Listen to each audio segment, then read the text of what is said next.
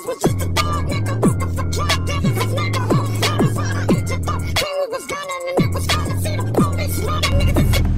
ni aku punya belah ni dah rosak.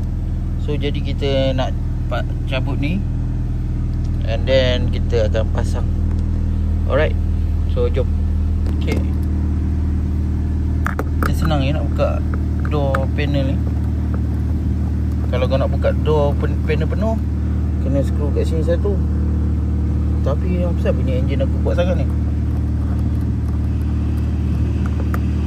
macam mount enjin kan.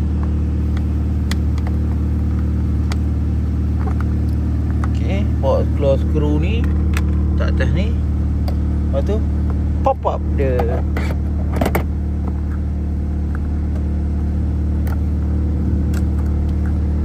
Macam ni duk on.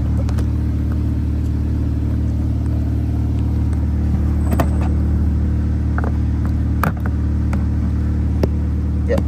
Tangan satu. Okay, so dah buka door panel ni. Kita buka ni pula. Okay, kita buka dia punya ni. Satu tangan je kan. So ada leci sikit lah.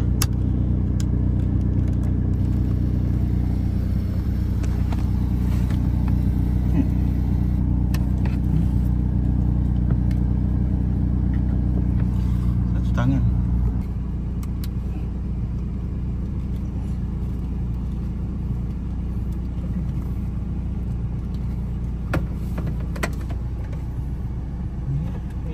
Tak ada kemahiran nak buka benda lah ni.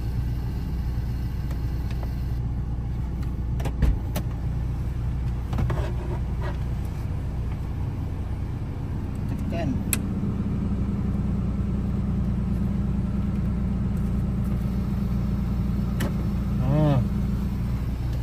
Ni lama. Macam mana baru? Dah nak bukit dia dulu. Itu ke pomen kat ni.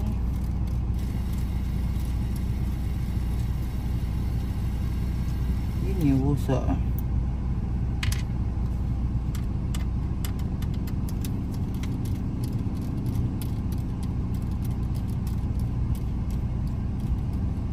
Yang tadi antena sedang ni.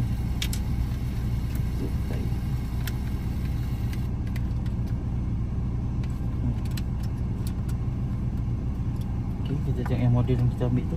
Nanti kita kena try dulu. Ni model yang aku beli, USB. Ya. Kita try dulu. Cucuk dia.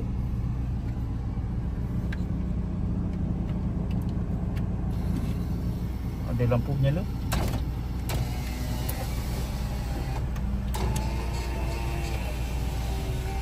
Okay.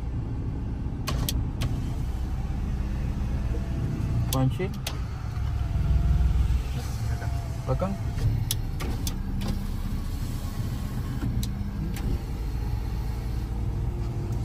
Okay, boleh. Okay, so kita dah test semua elok. Kita masuk balik dekat body dia, casing dia ni. Pastikan cun-cun yang tak cun. Kalau tak aku yang petak. Okay, dia ada bunyi klik tu. Okey dah tukar. Maklum lah, first time. Ikat balik. Ikat belakang.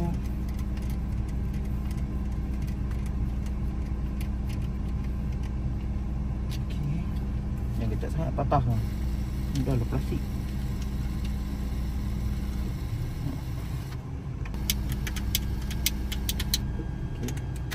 Okey, saya cucuk balik. Apa benda bunyi ni? Cucuk balik. Ikut dia punya pin tu. Lepas tu cucuk. Dah nyala. Tutup. Masukkan. Biasa orang buka pintu, aku yang tak nak buka pintu. Korang je orang.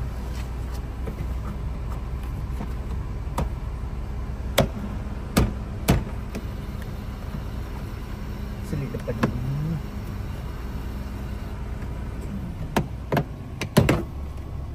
Sudut depan. Settle, masuk skru. Dah siap.